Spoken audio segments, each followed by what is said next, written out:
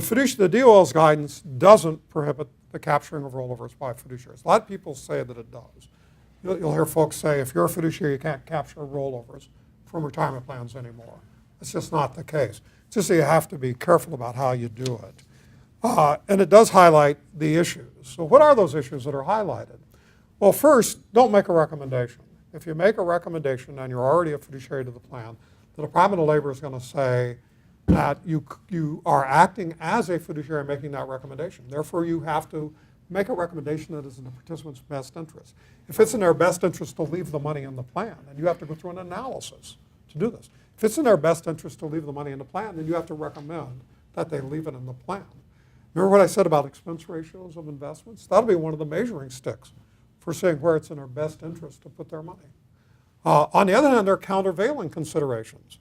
Maybe if with the money in the IRA, you can help them better with minimum required distributions, financial planning.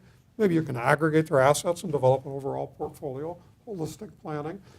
Excuse me, maybe you can do more one-on-one advising in an IRA than you could inside a plan.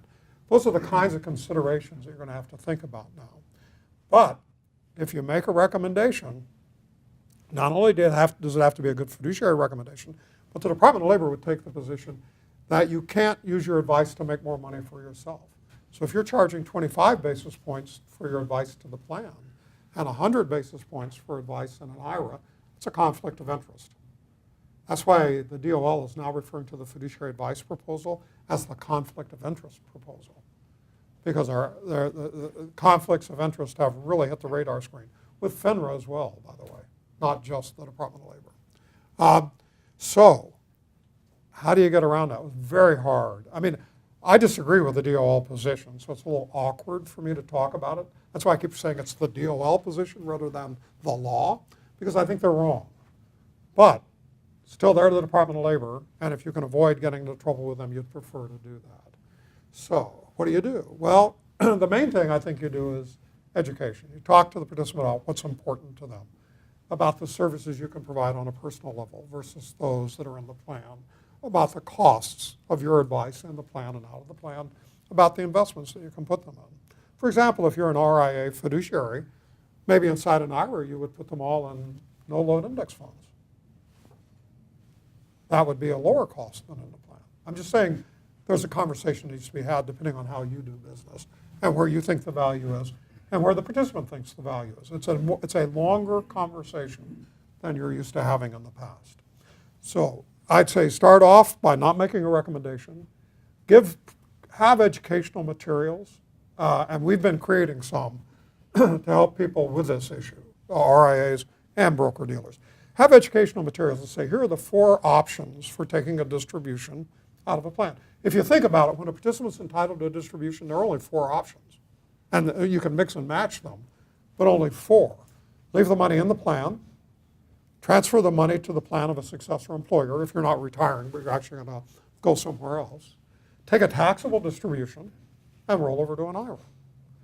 A taxable distribution actually in some cases can make sense, like highly appreciated company stock. Better to do that than roll it to an IRA from an income tax perspective. May not be the final answer, but that's a significant income tax issue that has to be considered. So when I talk about some of you all having initials after your names somewhere in the future because of your retirement and distribution certifications, that would be one issue. Not understanding the taxation of these different alternatives and which things benefit in which ways. Have some educational material about distributions and rollovers, those 4 alternatives, and the advantages and disadvantages of each, at least the most common advantages and disadvantages of each. Your broker-dealer should be able to help you do that. Maybe some of your organizations that you belong to could help you with that. But you're going to need that in the future. That's going to be the best evidence you can have in your file that you discussed those issues with the participant and that a decision was made in the best interest of the participant by the participant, an informed decision. If you get nothing else out of the program today, that's the key thing. You want to have some really good descriptive materials. Every government agency that has looked at this said they don't feel the participants are getting good information. They feel they're getting impartial, or they're getting biased and partial information. They're not getting information about what their options are and what the advantages and disadvantages of each is. Also, I would disclose disclosure of your compensation, disclosure of costs in the IRA, and talk about it as compared to the plan. Any conflicts of interest? Well, generally a disclosure of your compensation, one place or another, would be your conflict of interest disclosure, unless you're tied to certain proprietary products. And then an acknowledgement form. We recommend an acknowledgement form where the participant acknowledge that the participant made the decision, that you provided them with education but not advice. If you're a fiduciary, they weren't swayed by the fact that you were a fiduciary. That can either be in your 408b2 disclosures, or your account opening agreement, or your RIA advisory agreement, wherever you would want to put something like that, but it's something you want point of sale. You want that at the time before the participant is committed to do anything. Take the money out of the plan, pay you money, anything. So those things, educational materials, descriptive materials about your services, your retirement services for IRAs, disclosure of materials about compensation and costs, conflicts of interest, and acknowledgement. So with that, I think based on the current environment, you're going to be able to navigate a pretty safe course. When advisors are not acting as fiduciaries to plans, up until last year, if an advisor wasn't acting as a fiduciary to a plan, pretty much everybody felt you could just capture rollovers, that was the beginning and end of it. You didn't have to worry about it anymore. And from a DOL perspective, that certainly was the rule. But along came FINRA and the SEC in the last 6 months. Both FINRA and the Securities and Exchange Commission are now looking at and regulating rollover practices. FINRA for broker-dealers, the SEC for both RIAs and broker-dealers and their representatives. Why? I've already talked about this a little bit. Last year, the FINRA issued a report on conflicts of interest and talked about how damaging conflicts of interest can be to participants, to retirees when they roll over. And as a part of that, the FINRA said that firms, meaning broker-dealers, should monitor the suitability of their registered representatives' recommendations. So for those of you who are a financial advisor, that means your broker-dealer is now supposed to monitor your recommendations around key liquidity events. I've never seen those words before used in guidance, key liquidity events. But it's now an important phrase. And this is from last summer. Key liquidity events in an investor's life cycle where the impact of those recommendations may be particularly significant. And then 3 different places in this report on conflicts of interest, FINRA mentioned 401k plans. In this particular place, it went on to say, for example, at the point where an investor rolls over his pension or 401k. So all of a sudden, a rollover is a key liquidity event which broker-dealers must closely supervise and monitor. And that's changing from the accumulation in the 401k world, the baby boomers, to decumulation in a 401k and IRA world. So what are these conflicts they're talking about? Well, mainly they're twofold. One is, are you going to recommend investments that make you more money, or are you going to recommend proprietary investments or products? Those are the 2 main conflicts that can come up in a rollover setting. To some extent, really good disclosure helps a lot. If you're disclosing your fees and your compensation up front, if it's clear to the participant up front, what 12B1 fee you're receiving, what insurance commission you're receiving, what your advisory fee is, that goes a long ways towards helping with these issues. Now, it's not an absolute solution, but it's the kind of thing a claimant's attorney or a plaintiff's attorney would love to see, that fees and compensation weren't disclosed. It's a smoking gun. It's like, we can prove you're a bad guy now. And that's how it comes across. So when I say it helps, it's not dispositive, but it helps. I mean, it really helps. It makes you look like a good guy. And the inclination of people to sue good guys is much less than if they can make somebody look bad. That's that smoking gun that the claimants, and those guys, a lot of those claimants and plaintiffs' attorneys work on a contingent fee. They don't want a 50-50 case. They want like a 95-5 case, because they don't want to just work for free for a year or two and then lose, or then just take a flip of a coin on whether they're going to win or not. And conflicts of interest are something they just love. Non-disclosure is something they love, because they can take it and twist it and turn it and use it against you. Excuse me. Interestingly,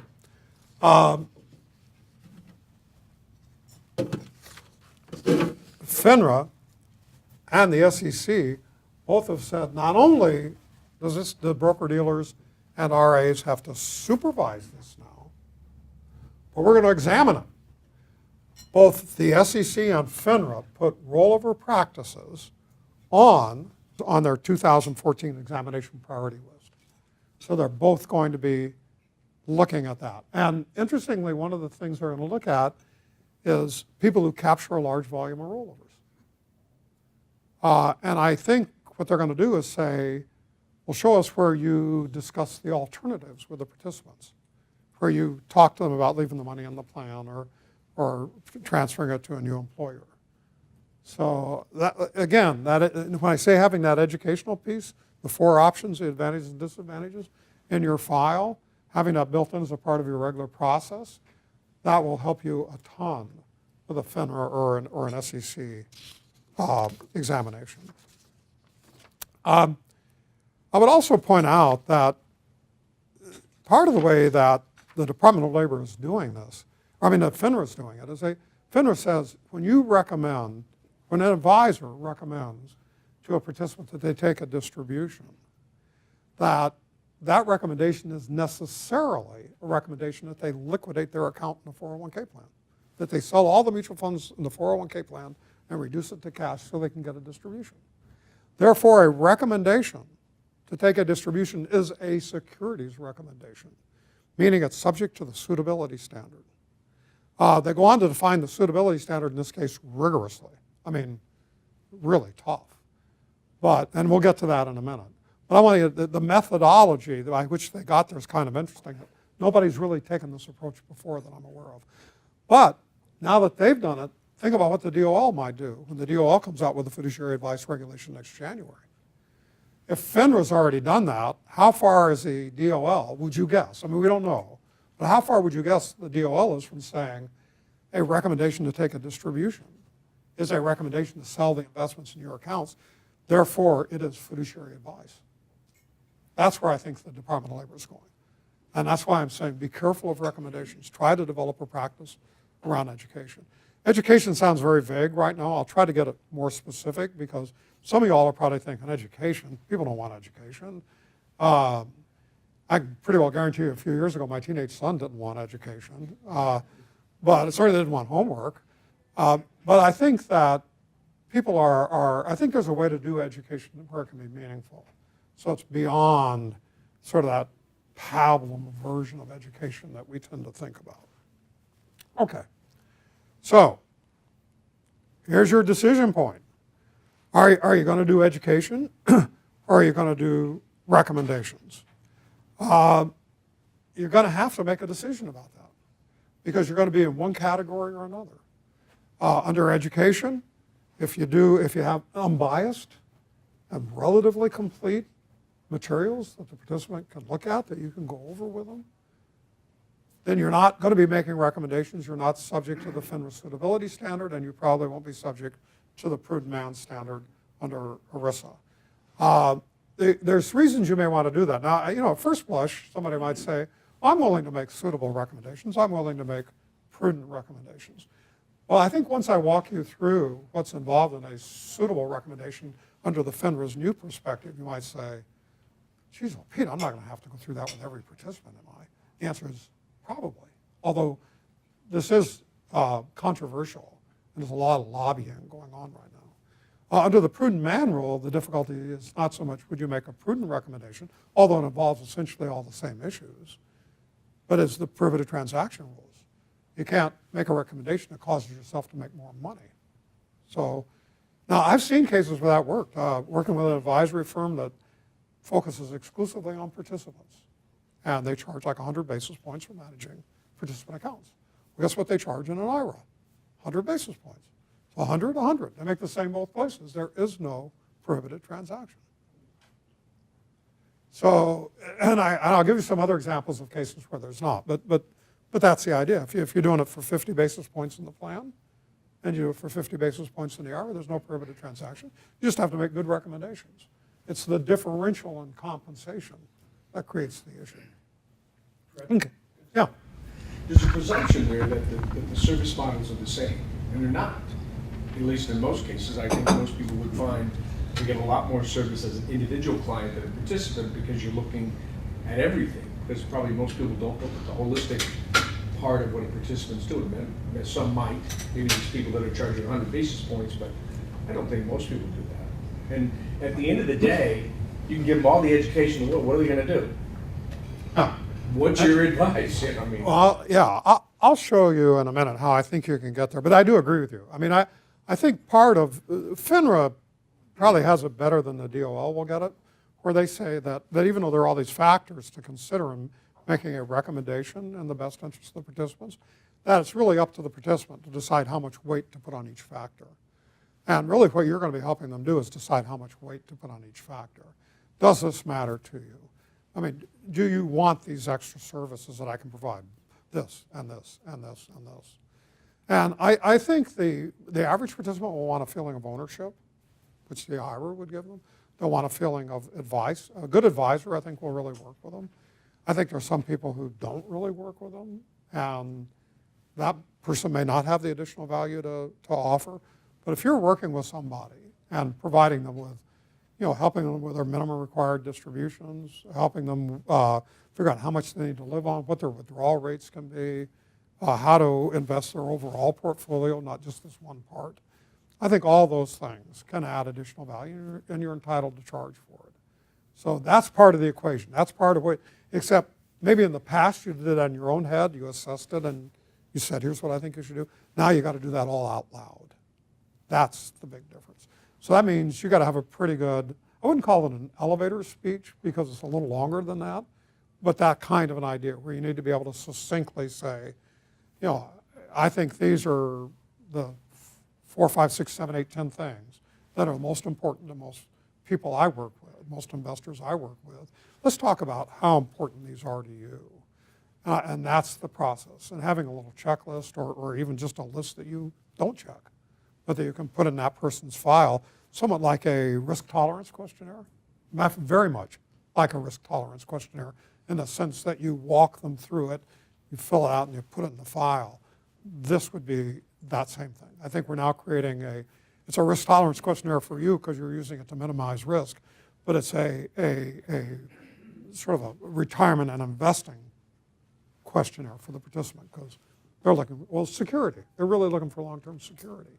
And that's something I think that, certainly people in their 40s and 50s and 60s still want to go face-to-face with an advisor. They still want to ask questions and get answers. I don't know, my kids are completely electronic in their 20s, so maybe they'll live in a different world. But for people retiring now and 10 and 15 years from now, I think they're going to want to work with an advisor. I don't know how you guys are. Every time I go to do anything on the internet, particularly with any financial service company, I assume the computer's going to blow up and it's not going to let me in. I go into it with the worst possible attitude. But I think I'm probably pretty representative of my age group that I want somebody to make it work for me. I don't want to have to fight the system to get something done. On the other hand, my kids may not see that as a fight. That's just business as usual for them. So anyway, I do think you get there, and I do think you're exactly right on the extra services. I think that's the biggest single value. I think another one is a feeling of ownership, of having all your money in one place, convenience, ease of dealing with it. I think there are several advantages that will lead people to want to do it. I just think that's something we may have been doing casually, now needs to be done more formally. And it's great to have some paperwork in your file to support that. Okay, but keep in mind, if a participant just comes to you and says, hey, I'm leaving my company, I'm going to retire, I'm going to take my money out of the plan, roll it to an IRA, will you help me invest it? None of this applies. They've already made the decision. The key thing here is the distribution decision. That's what you have to think about. That's the key thing, the distribution decision. If you're not involved in the distribution decision, then you can take all these slides and throw them away because they don't apply to you. This is really all about, do I take my money out of the plan or leave it in the plan? There are 4 options. I mean, just real world, you could narrow that to 2 right away. Do I leave the money in the plan or do I roll it to an IRA? Because that's going to be what 90% of the people actually deal with. And 100% of the retirees, unless they have company stock in the plan. So those are the big 2. I mean, I keep talking about 4 because there are 4, and I keep talking about 4 because that's what the regulators talk about. But amongst us, 9 times out of 10, there's 2, and you're really assessing those 2 options and the pros and cons of each. And you're given you're being a little bit of an educator, and you're teaching the participant how to think. But in the final analysis, the way I think you get to where we're talking about right now is you start talking about, okay, let's see which of these really matter to you. Which ones really matter? And I think the answer will be pretty obvious once you decide that. Frankly, and that's not just a speech. I do think the answer becomes very obvious. And I think 9 times out of 10, the answer is to roll over. Maybe 99 times out of 100. I'm not saying it's the best answer or the worst answer. I'm just saying I think that's how people want to do business. So, yeah.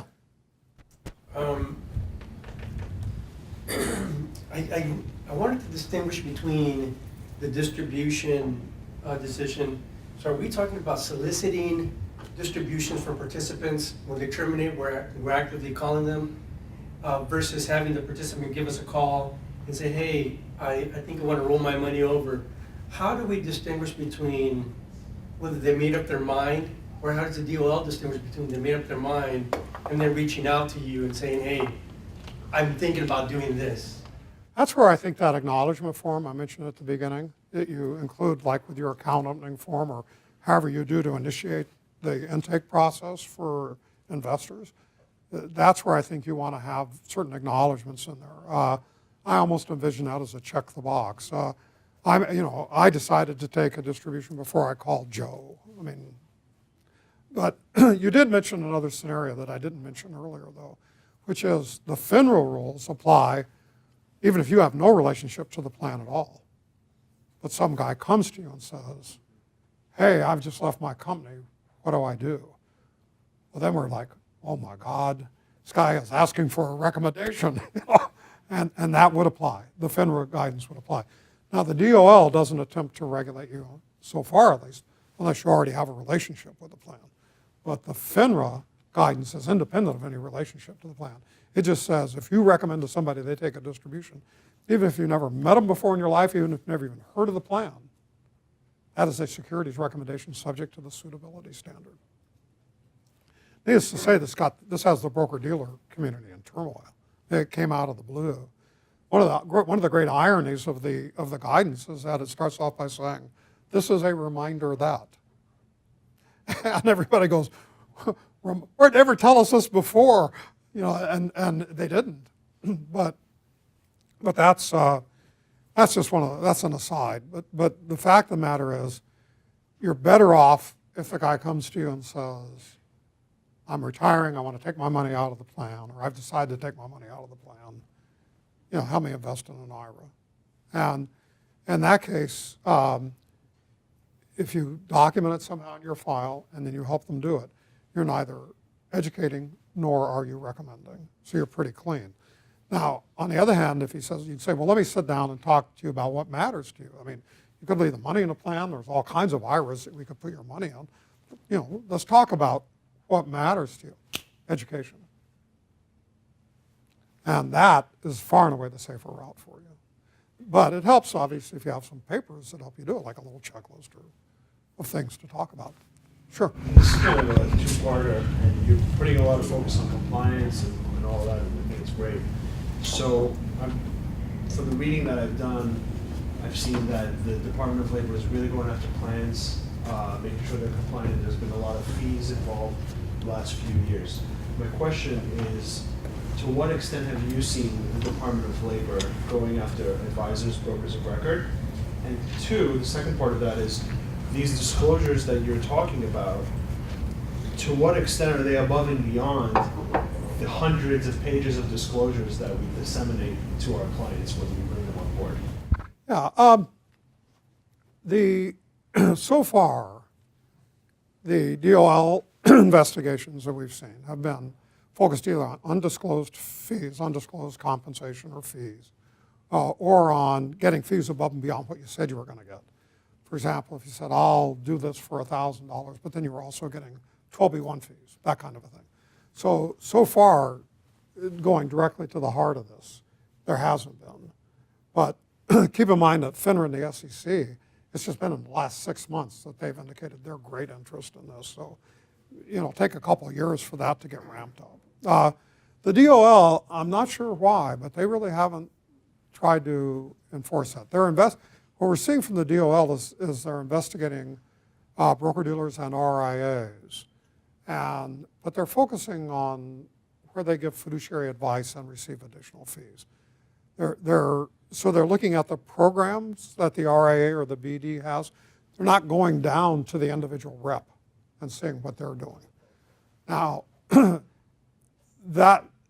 two ways to look at that. One, that's good news for the time being. Two, their investigations of broker-dealers and RIAs are very unsophisticated right now. But they package the results of the investigations up. They send them to the Home Office, and then it'll be developed in future training programs. But I think we're talking several years away. In fact, I'm sure we're talking several years away. So I don't see anything immediately on the horizon either. So nothing now, nothing immediately on the horizon either. Long haul, 5 years from now, all bets are off.